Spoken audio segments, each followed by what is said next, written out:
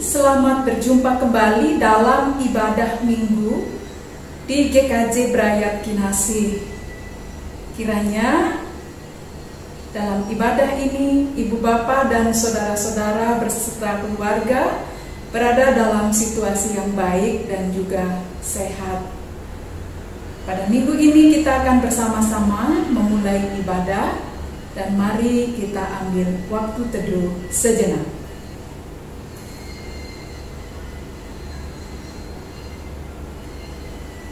Salam damai, kiranya kasih karunia dan damai Kristus beserta saudara sekalian. Amin. Ibu bapak dan saudara-saudara, dimanapun sekarang Anda berada, mari kita akan bersama-sama berdoa terlebih dahulu sebelum kita merenungkan firman Tuhan. Saya hantarkan.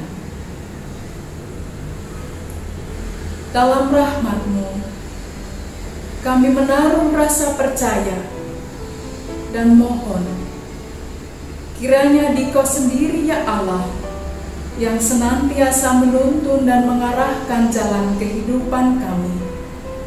Apalagi di tengah situasi seperti sekarang.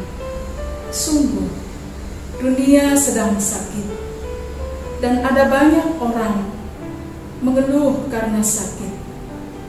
Kiranya Tuhan, Engkau turun atas kami dan berilah kami belas kasih-Mu itu, supaya kami belajar menjadi pribadi yang terhubung dengan Dikau, dan sekaligus yang tahu bagaimana kami harus berbuat baik kepada sesama kami di tengah-tengah kehidupan yang sungguh sedang menderita ini. Ada banyak orang yang sekarang terpapar penyakit COVID, tetapi tidak sedikit pula orang yang menjauhi saudara-saudara kami yang sedang mengalami sakit ini. Kiranya Tuhan, Engkau menolong kami, supaya atas kehendak-Mu dan atas tuntunan Roh-Mu yang kudus, serta atas firman-Mu, kami belajar untuk menjadi pribadi yang berperilaku sehat, bukan hanya bagi diri kami sendiri, tetapi juga dalam kami berelasi dengan orang lain di sekitar kami. Kami mohon rahmat-Mu, berkat penyertaan-Mu, supaya ketika kami membaca sabda-Mu, sekaligus juga mengingatkan kami untuk melakukan disposisi atas diri kami sendiri di tengah-tengah kehidupan dan kebersamaan kami dengan yang lain. Hamba-Mu yang dalam keterbatasan, Tuhan beri kepercayaan untuk menyampaikan firman-Mu. Kiranya Tuhan, Engkau sendiri pula yang akan memampukannya. Hanya kepadamu kami mohon rahmat dan anugerah senantiasa. Amin. Ibu bapak dan saudara-saudara yang dikasihi Tuhan, bacaan sabda pada minggu ini kita perhatikan bersama dari Injil Markus pasal 6 ayat 14 sampai dengan 29. Markus pasal 6 ayat 14 sampai dengan 29 yang demikian sabda Tuhan. Catatan tentang Yohanes Pembaptis dibunuh. Raja Herodes juga mendengar tentang Yesus, sebab namanya sudah terkenal, dan orang mengatakan, Yohanes Pembaptis sudah bangkit dari antara orang mati, dan itulah sebabnya kuasa-kuasa itu bekerja di dalam dia. Yang lain mengatakan, dia itu Elia. Yang lain lagi mengatakan, dia itu seorang nabi, sama seperti nabi-nabi yang dahulu. Waktu Herodes mendengar hal itu, ia berkata, bukan, dia itu Yohanes yang sudah kupenggal kepalanya dan yang bangkit lagi. Sebab memang Herodeslah yang menyuruh orang menangkap Yohanes dan membelenggunya di penjara, berhubung dengan peristiwa Herodias, istri Filipus, saudaranya, karena Herodes telah mengambilnya sebagai istri. Karena Yohanes pernah menegur Herodes, "Tidak halal engkau mengambil istri saudaramu." Karena itu, Herodias menaruh dendam pada Yohanes dan bermaksud untuk membunuh dia, tetapi tidak dapat. Sebab Herodes segan akan Yohanes karena ia tahu bahwa Yohanes adalah orang benar dan suci. Jadi ia melindunginya. Tetapi apabila ia mendengarkan Yohanes, hatinya selalu terombang-ambing, namun ia merasa senang juga mendengarkan dia. Akhirnya, tiba juga kesempatan yang baik bagi Herodias ketika Herodes pada hari ulang tahunnya mengadakan perjamuan untuk pembesar-pembesarnya, perwira-perwiranya, dan orang-orang terkemuka di Galilea. Pada waktu itu, anak perempuan Herodias tampil lalu menari, dan ia menyukakan hati Herodes dan tamu-tamunya. Raja berkata kepada gadis itu, "Minta daripadaku apa saja yang kau ingini, maka akan kuberikan kepadamu." Lalu bersumpah kepadanya, "Apa saja yang kau minta akan kuberikan kepadamu, sekalipun setengah dari kerajaanku." Anak itu pergi dan menanyakan ibunya, "Apa yang harus kuminta?" Jawabnya, "Kepala Yohanes Pembaptis." Maka cepat-cepat ia pergi kepada raja dan meminta, "Aku mau supaya sekarang juga engkau berikan kepadaku kepala Yohanes Pembaptis di sebuah talam." Lalu sangat sedihlah hati raja, tetapi karena sumpahnya dan karena tamu-tamunya, ia tidak mau menolaknya. Raja segera menyuruh seorang pengawal dengan perintah supaya mengambil kepala Yohanes. Orang itu pergi dan memenggal kepala Yohanes di penjara. Ia membawa kepala itu di sebuah talam dan memberikannya kepada gadis itu, dan gadis itu memberikannya pula kepada ibunya. Ketika murid-murid Yohanes mendengar hal itu, mereka datang dan mengambil mayatnya, lalu membaringkannya dalam kuburan. Ibu bapa dan saudara-saudara yang dikasihi oleh Tuhan, demikianlah sabda Tuhan. Yang berbahagia setiap orang yang mendengar firman Tuhan, merasa-rasakan dalam hidupnya dan melakukan dengan sungguh. Ibu bapa dan saudara serta anak-anakku yang dikasihi Tuhan, saya ingin mengajak kita untuk belajar dari bacaan ini pada saat ini dengan terlebih dahulu memperhatikan sebuah fenomena di lingkungan kita sendiri.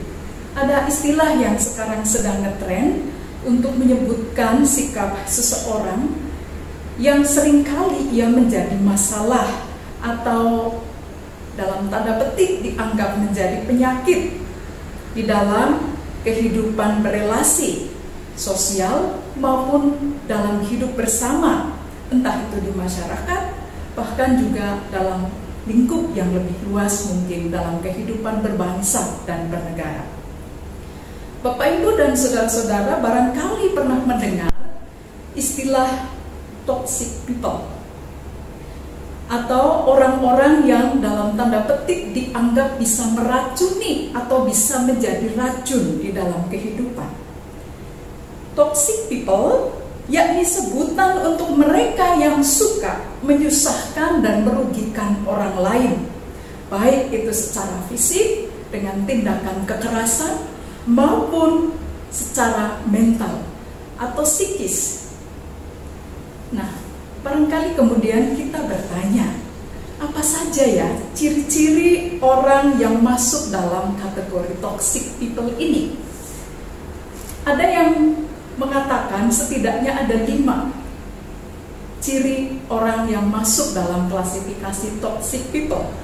Yang pertama adalah orang yang maunya senang saja. Dia adalah model orang yang mau mencari keuntungan hanya bagi dirinya sendiri dan tidak mau hadir di saat orang lain membutuhkan. Dan yang kedua, dia adalah model orang yang tidak memiliki empati dan simpati. Tidak bisa memahami perasaan dan keberadaan orang lain. Sikapnya bisa jadi acuh tak acuh, alih-alih mau mendengar, tetapi kecenderungan yang muncul adalah menyalahkan. Ciri yang ketiga adalah model orang yang suka mengontrol dan melakukan manipulasi terhadap orang lain. Bagi model orang yang ini atau masuk dalam klasifikasi toksik, berbohong itu biasa dan membuat orang jadi berhutang budi, tetapi supaya orang ini kemudian mengikuti keinginannya, lalu bisa dikontrol oleh dia. Jadi mengontrol dan memanipulasi orang lain. Nah, ciri yang keempat adalah tidak mau mengakui kesalahan dan meminta maaf. Alih-alih mencari kambing hitam, bukan salah saya, dia yang salah. Nah, ciri yang kelima adalah model orang yang merendahkan dan menganggap remeh orang lain.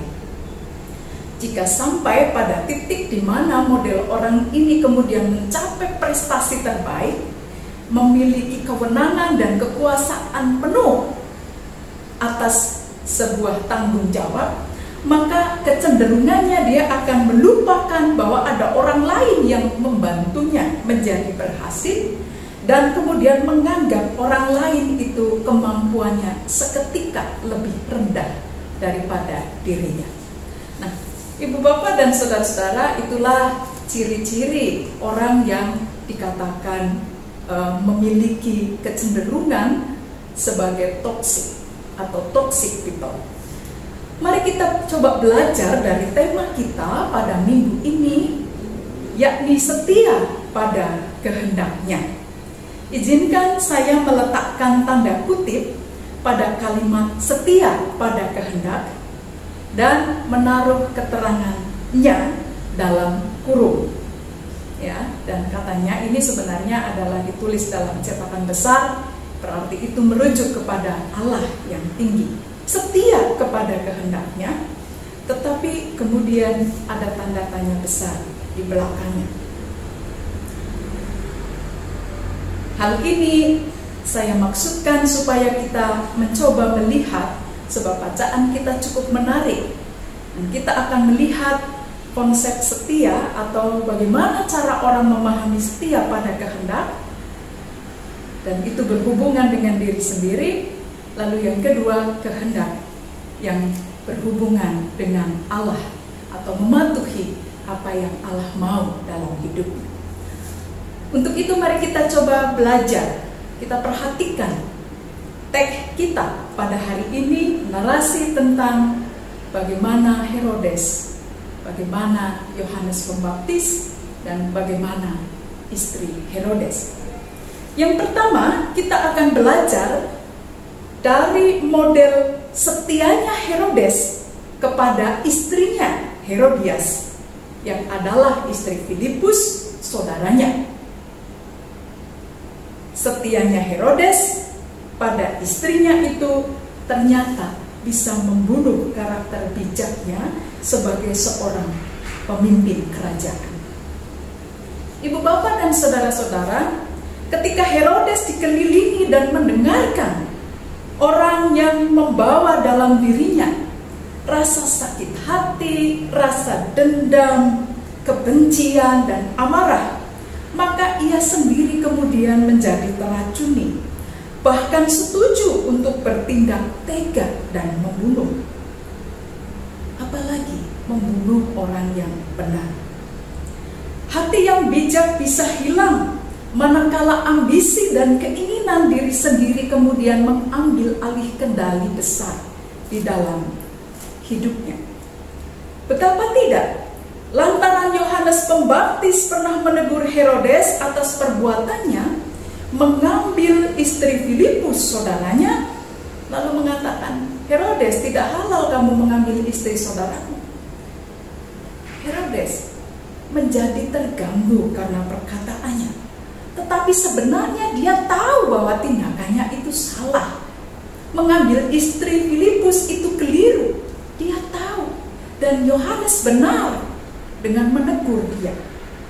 Tetapi sekali lagi saudara, daya pikat Herodias itu sudah membuat Herodes lupa dan rela kehilangan hati yang bijak itu, lalu berubah setia, tidak lagi tunduk patuh kepada kebenaran, tetapi setia untuk mengikuti apa yang menjadi ambisi diri sendiri.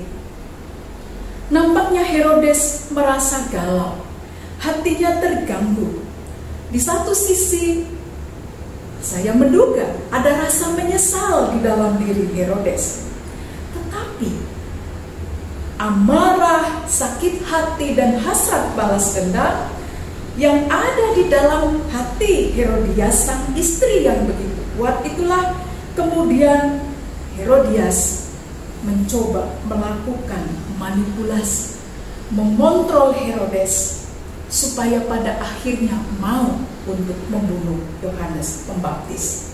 Tidak tanggung-tanggung saudara, cara Herodias melakukan manipulasi dan mengontrol Herodes itu. Di tengah kerumunan pesta, di hadapan para pembesar dan orang-orang terpandang di Galilea, dia mau supaya Herodes memberikan kepala Yohanes Pembaptis. Pertaruhan yang terjadi di dalam diri Herodes adalah antara harga diri di hadapan para kolega dan pembesar, tetapi juga antara rasa setia dan janjinya pada istrinya. Menarik saudara-saudara, mana yang mau dipilih? Takut kehilangan popularitas di antara lingkungan kerjanya? Takut ditinggalkan oleh istrinya? Atau berpegang teguh kepada kebenaran Allah? Bukan hal yang mudah. Sayangnya saudara-saudara, bahwa akhirnya Herodes memilih takut kehilangan popularitas dan memilih istrinya Herodias. Narasi ini menunjukkan kepada kita dengan bahasa toxic people tadi, maka istri Herodes, yaitu Herodias, dapat dikatakan masuk dalam klasifikasi toksik di dalam kehidupan Herodes. Yang lebih parah lagi saudara-saudara, bahwa dia sebagai seorang ibu memperalat anaknya, memperalat anak perempuannya melalui tarian, lalu akhirnya meminta Yohanes Pembaptis untuk dibunuh. Ada yang mengatakan bahwa seorang pria bisa jatuh karena wanita dan gengsi demi tahta atau kedudukan. Dan seorang wanita bisa berubah perangai menjadi jahat demi status sosial dan harta benda. Perkara benar atau salah, hal ini memang perlu dikaji dan direnungkan dengan bijak dalam hati. Nah, Ibu bapak dan saudara-saudara yang dikasih oleh Tuhan, yang kedua, tadi kita sudah belajar dari model orang toksik dalam diri istri Herodias, istri Herodes yang bernama Herodias. Maka sekarang yang kedua, kita belajar pada Yohanes Pembaptis yang setia kepada Allah.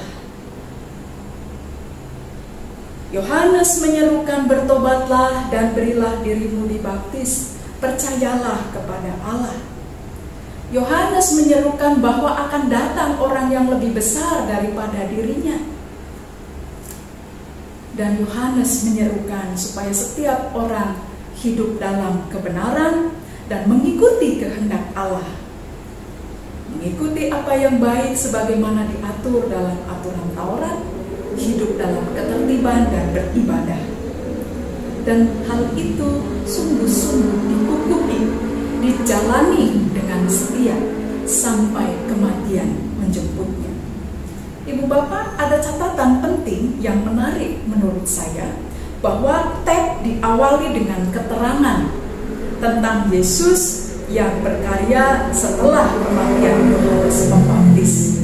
Kalau minggu lalu kita sudah mendengar bagaimana Yesus, kalau pakai istilah toksik berarti lawannya healthy gitu ya. Yesus yang healthy people ini datang tetapi ditolak karena lingkungan masyarakatnya yang toksik, sedang tidak sehat gitu ya. Nah, lalu hari ini kita akan belajar untuk melihat bagaimana Yesus dalam catatan awal itu mulai populer, mulai dikenal. Ya, demikian pula popularitasnya yang semakin menanjak itu kemudian mengundang komentar banyak orang. Ada yang mengatakan dia Elia, tetapi ada pula yang mengatakan bahwa dia seorang nabi sama seperti nabi-nabi yang lain. Ibu bapak dan saudara-saudara, nampaknya ini bisa juga menjadi sesuatu yang alami, bahwa popularitas tentu akan menuai komentar. Ketika seorang menjadi seorang seleb, mulai terkenal, mulai populer, maka akan ada komentar yang mengikuti. Dan itu adalah fenomena yang lumrah. Dan nampaknya Herodes juga terpancing untuk memberikan komentar. Ketika orang banyak mulai mengenal Yesus, tahu tentang siapa Yesus, bagaimana dia berkuasa atas banyak hal, lalu Herodes yang mendengar tentang Yesus pun memberi komentar. Entah karena situasi hatinya yang galau, atau dia berharap ada kesempatan kedua untuk melakukan penyesalan atas apa yang sudah pernah diperbuat kepada Yohanes Pembaptis. Sehingga kemudian dia memberikan komentar, siapa Yesus? Bukankah dia itu Yohanes Pembaptis yang kupenggal kepalanya dan sekarang bangkit lagi? Ibu bapak dan saudara-saudara, ini menarik. Bagian ini dapat kita hayati dan dapat kita renungkan. Ketika seseorang berada dalam situasi bersalah, andaikan diberi kesempatan kedua, bukankah akan diambil untuk bertobat?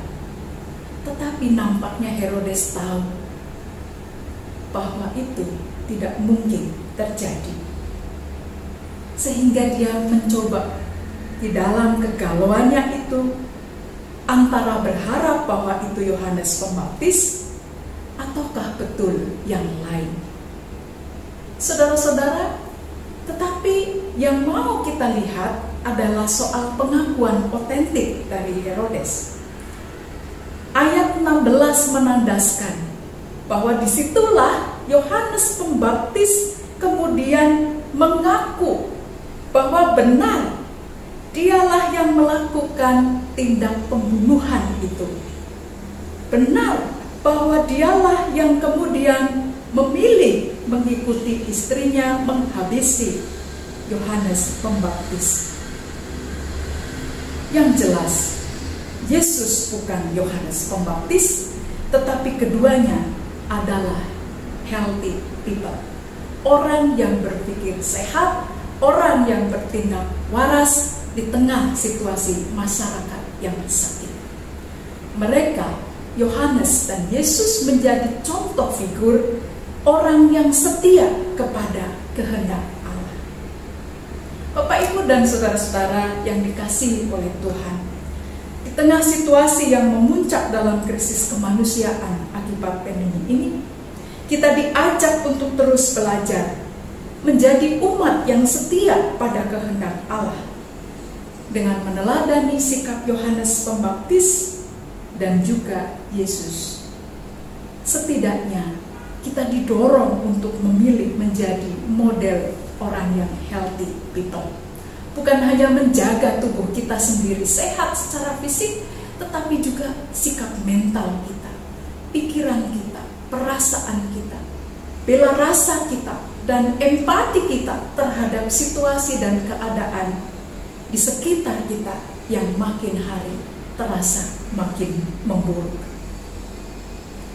Kita didorong untuk memilih menjadi pribadi, menjadi umat yang tahu untuk bersikap kasih, peduli atas keadaan orang lain, terutama mereka yang terpapar COVID-19. Dengan demikian, saudara-saudara kita yang sakit karena COVID, mereka sejatinya butuh dukungan. Bukan hanya untuk pemulihan pada fisiknya, tetapi juga perasaan dan sikap mentalnya. Ibu bapak, izinkan saya menyitir sedikit dari apa yang dilakukan oleh komunitas Gus Durian dalam sebuah gerakan Sobat Isoman yang mengundang setiap orang bisa menjadi sahabat mereka yang sedang sakit terpapar COVID-19. Tetangga saudara yang sakit dan terpapar COVID adalah sahabat saudara. Kiranya dengan kesadaran untuk berbuat kasih dan peduli, kita tidak menjadi toxic people di tengah keprihatinan Ibu Pertiwi yang sedang bersusah hati. Siapa yang setia pada kehendak Allah, maka ia tahu bagaimana mengasihi saudaranya dan berbuat baik kepadanya. Amin. Saat teduh bagi kita.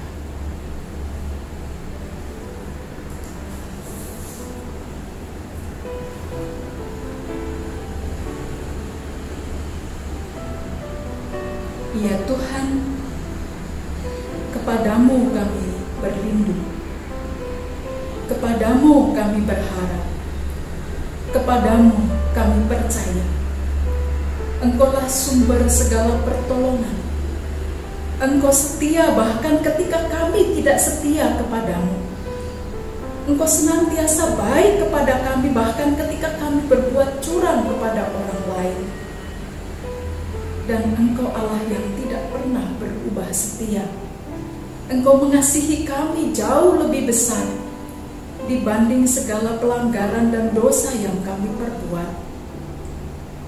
Itu sebabnya kami belajar untuk terus bersyukur, mengenal Allah yang seperti Engkau, yang di dalam Yesus Kristus mendekatkan kami dengan Engkau, untuk belajar bagaimana kami seharusnya menjadi manusia yang sehat, bukan hanya fisik, tetapi juga sikap mental kami di tengah-tengah situasi dan pergumulan masyarakat, bangsa dan negara kami yang hari-hari ini sungguh sedang dirundung kesedihan yang dalam.